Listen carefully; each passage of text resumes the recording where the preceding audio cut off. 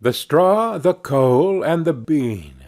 From Grimm's Fairy Tales, by Jacob and Wilhelm Grimm, translated by Edgar Taylor and Marion Edwards. This recording is in the public domain. Read by Bob Neufeld. In a village dwelt a poor old woman who had gathered together a dish of beans and wanted to cook them. So she made a fire on her hearth, and that it might burn the quicker, she lighted it with a handful of straw. When she was emptying the beans into the pan, one dropped without her observing it, and lay on the ground beside a straw, and soon afterwards a burning coal from the fire leaped down to the two. "Dear friends, from whence do you come here?" "I fortunately sprang out of the fire, and if I had not escaped by sheer force, my death would have been certain. I should have been burnt to ashes." The bean said, "I too have escaped with a whole skin, but if the old woman had got me into the pan, I should have been made into broth without any mercy, like my comrades." "And would a better fate have fallen to my lot?" asked the straw.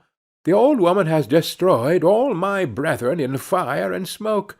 She seized 60 of them at once, and took their lives.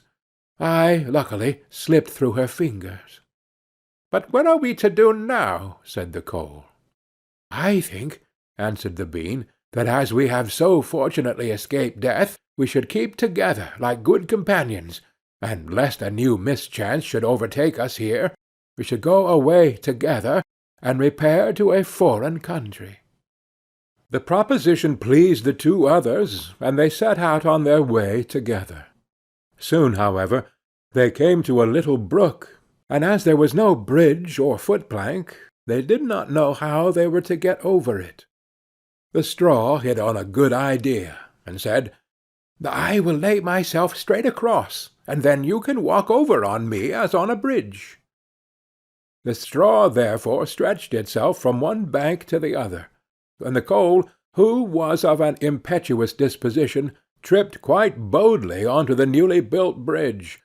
But when she had reached the middle, and heard the water rushing beneath her, she was after all afraid, and stood still, and ventured no further.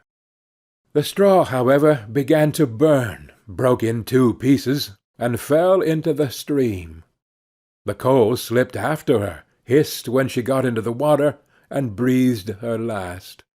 The bean, who had prudently stayed behind on the shore, could not but laugh at the event, was unable to stop, and laughed so heartily that she burst. It would have been all over with her likewise, if, by good fortune, a tailor, who was travelling in search of work, had not sat down to rest by the brook. As he had a compassionate heart, he pulled out his needle and thread, and sewed her together. The bean thanked him most prettily, but as the tailor used black thread, all beans since then have a black seam. End of The Straw, the Coal, and the Bean.